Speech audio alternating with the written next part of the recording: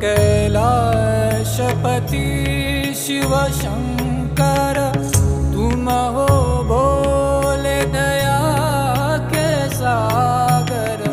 तुम कैलाशपति शिव शंकर, तुम हो भोले दया के सागर।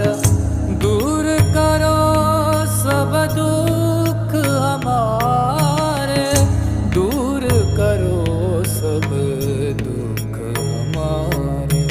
शंभो शंकर नमः शिवाय, गिरिजा शंकर नमः शिवाय। आदिदेव तुम नमः